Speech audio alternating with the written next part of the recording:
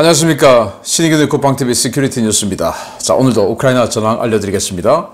러시아에서 정말 너무나 황당한, 그렇지만은 이 후과는 정말 충격적인 사고가 터졌습니다. 보안사고인데요. 공무원의 정말 사소한 실수인 것 같은데 이로 인해서 푸틴이 잠을 잘 곳이 없어져 버린 이런 상황이 됩니다. 뿐만 아니고 뭐 FSB, SVR 등등 이 최고 권력 기관들의 수장들 뭐 등등 해서 갈 데가 없어져 버렸어요.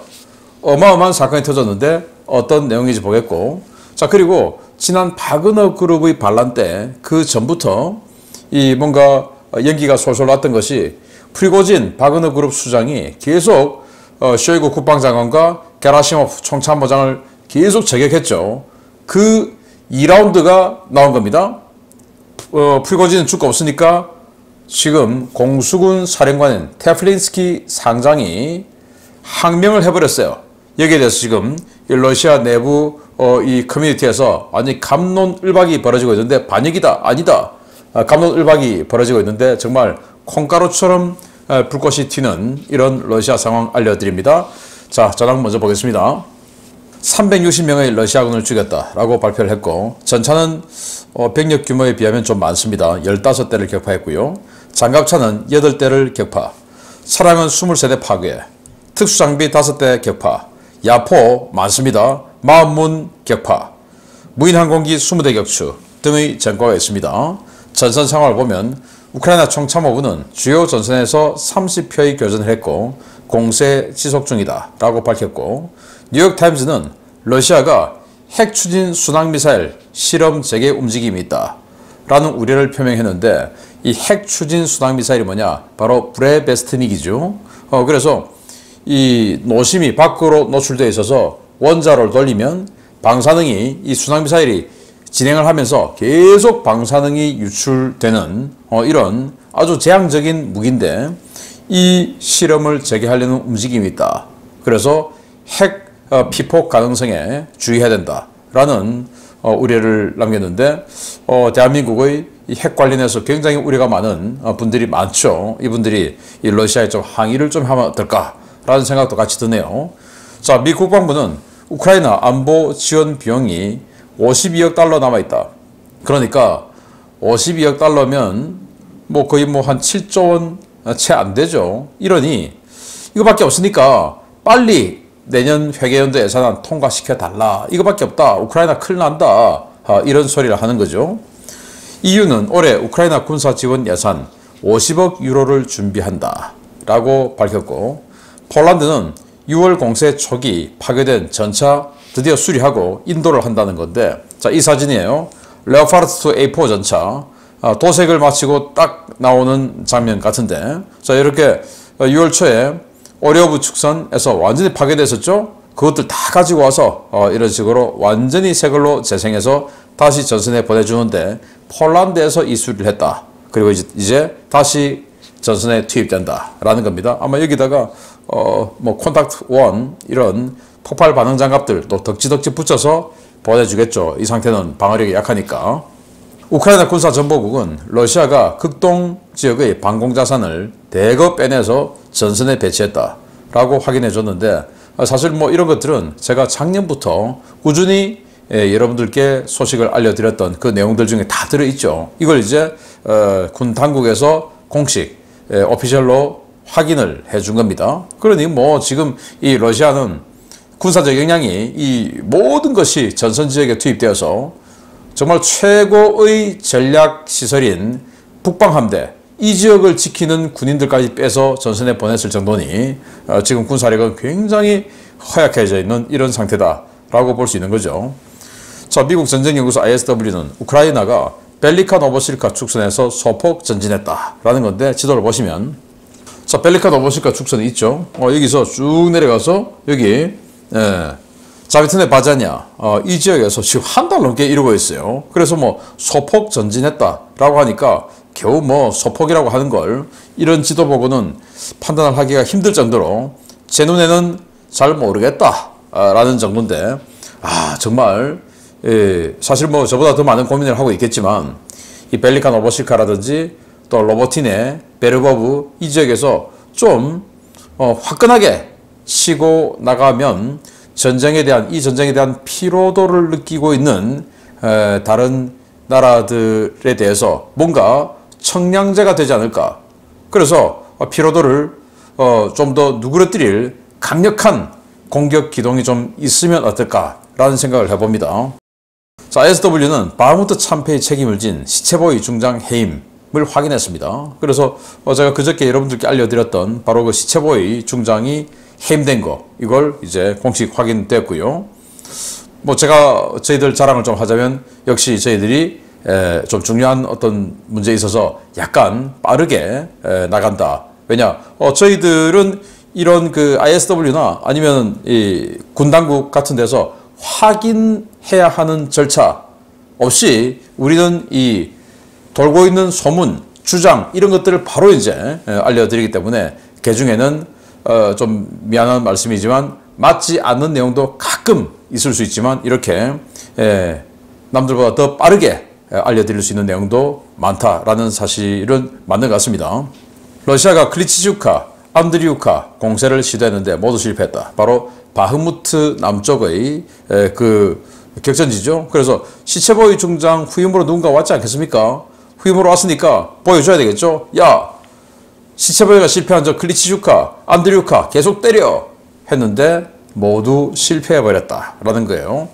우크라이나 동부작전사령부는 러시아가 마린카 지역의 추가 공세를 준비하고 있다. 바로 도네츠크시 서쪽에 있는 조그만 정착촌이죠. 지금 1년 8개월째 여기에서 전투가 벌어지고 있는데 러시아는 한 발짝도 전진을 못하고 있죠. 그리고 러시아의 438인대는 쇼이구와 게라시모프의 항명 영상을 발표했다. 제가 어제 알려드렸던 내용이고, 자, 주요 소식 들어갑니다. 첫 번째입니다. 세르게이 쇼이구 국방장관과 발레리 게라시모프 총참모장에게 반기를 들었다가 목숨을 잃은 바그너 그룹의 수장 예브게니 프리고진의 뒤를 이을 다음 타자가 정해진 것 같습니다. 공수군은 물론 일반 부대에서도 두터운 신망을 얻고 있는 미하일 테플렌스키 공수군 사령관이 쇼이구 장관의 명령에 반기를 드는 사태가 발생했다는 소식입니다. 우크라이나 특수군사작전 합동군사령부 부사령관이자 러시아 공수군 사령관을 맡고 있는 미하일 테플린스키 상장이 최근 바흐무트 전선의 부대 운용 문제를 놓고 쇼이구 장관과 대치했으며 쇼이구의 명령을 어기고 휘하 부대를 전선에서 빼냈다고 러시아 유력 밀 블로그이자 용병그룹 지휘관인 보스토크 대대 사령관 알렉산드르 고답스키가 현지 시각 10월 2일 주장했습니다.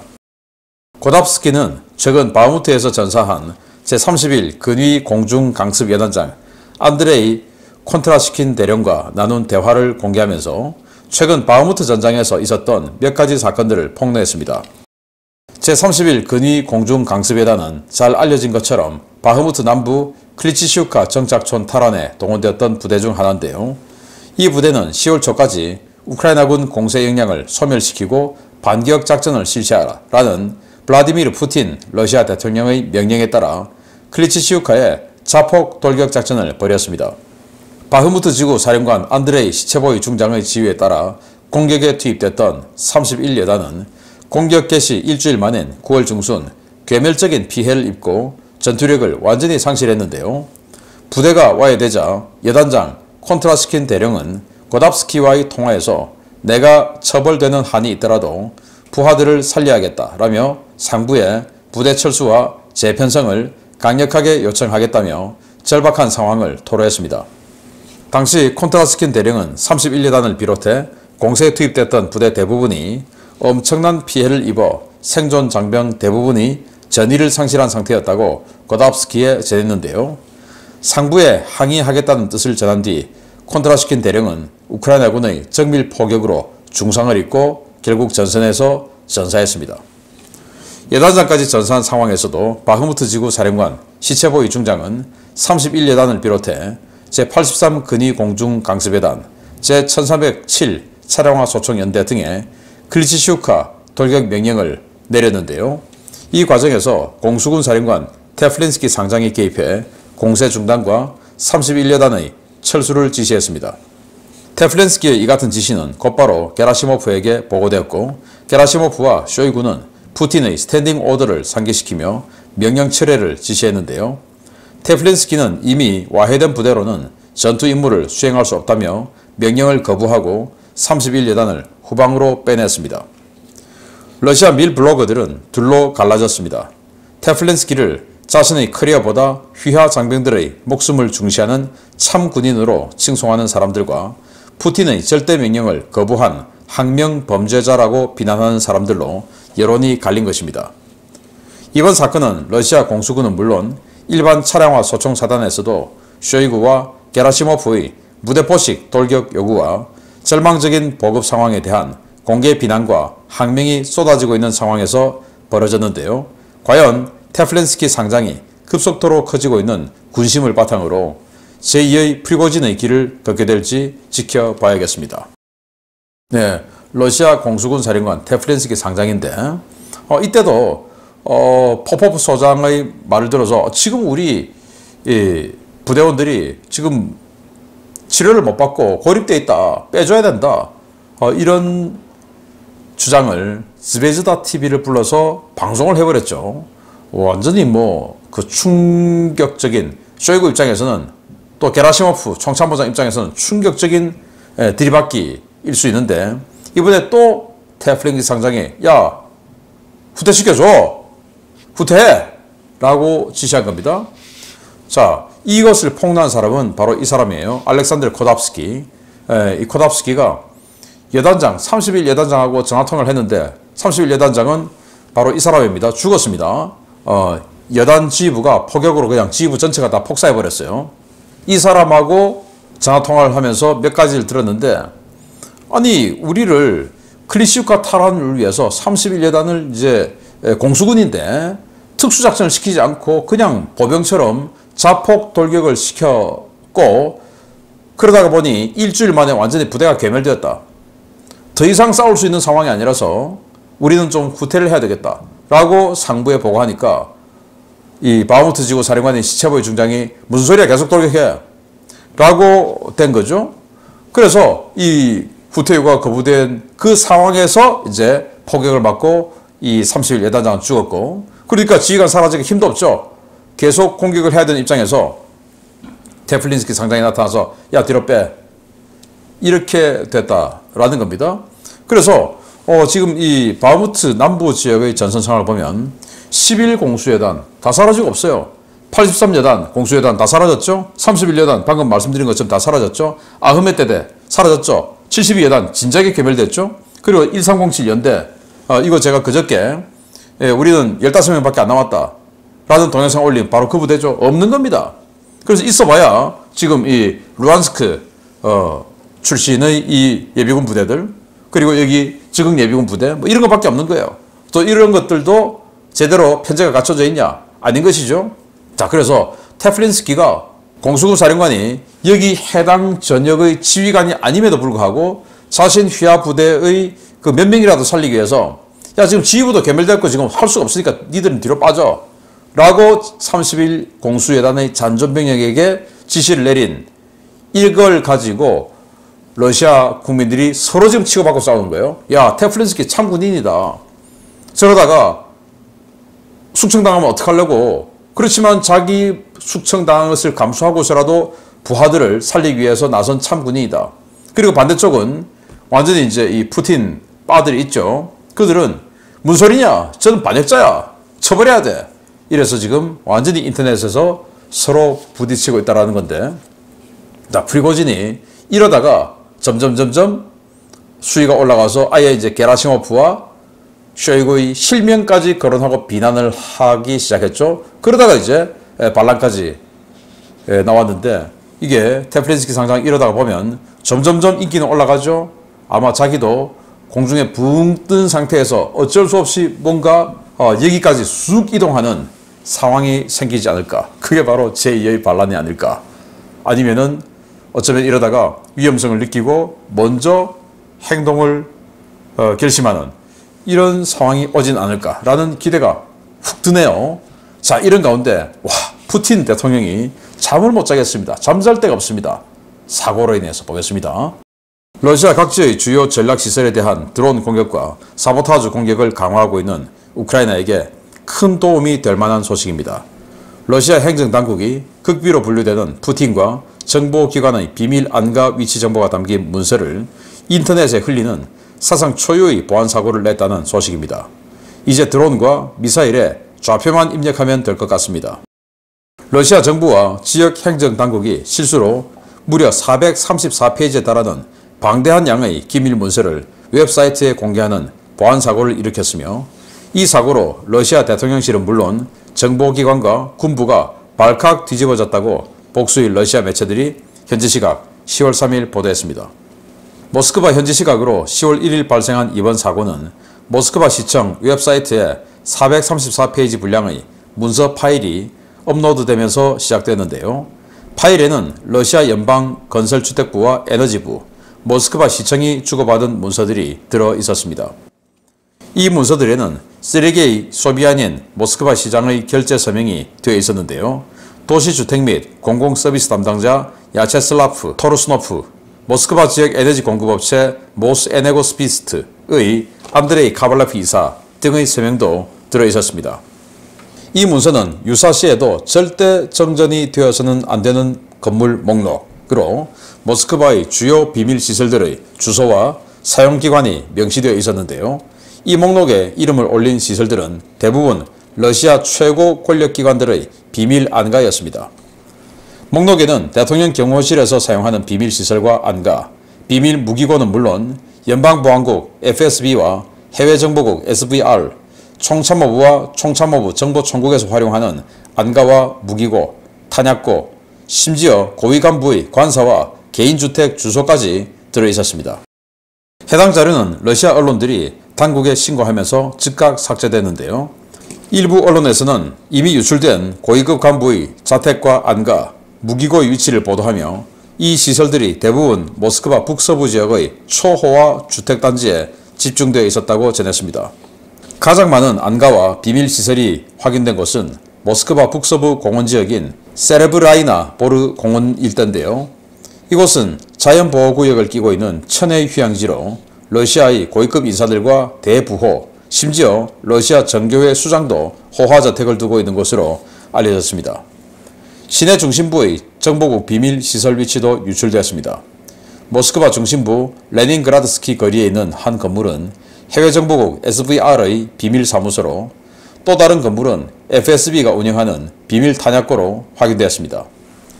러시아 독립매체 메두자는 이번 사태가 초유의 보안사고로 기록될 것이며 러시아 당국이 현재 사고 수습을 위해 총력을 기울이고 있다고 전했는데요.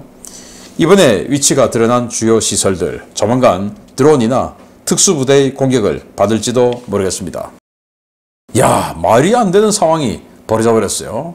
이건 SVR 해외정보국의 청사인데요. 이런 거야 다 알고 있는 사실이지만 공무원이 정말 놀랍게도 이 모스크바 시청 홈페이지에다가 그냥 올려버린 겁니다. 434페이지에 달하는 엄청난 분량의 자료를 그냥 인터넷에 올려버린 거예요. 여기다가 게시판에다가 아마도 인트라넷에 올려서 자기 내부망, 이 내부망에서만 볼 수 있어야 되는 그 사항을 인트라넷이 아닌 인터넷에 잘못 올린 것 같아요. 그게 아니면 이럴 수가 없죠. 그런데 이게 언론에 보도가 돼버렸고 그 언론의 보도 신고로 인해서 이제 이 당국이 뭐야 이거 하고는 삭제를 했는데 이미 그 434페이지 자료들 우크라이나 정보국에 다 들어갔겠죠. 그러면 그 중에서는 상당 부분 이미 알고 있었던 것도 있겠지만 전혀 모르고 있다가 이번을 통해서 알게 된 것도 있겠죠. 이게 뭐냐?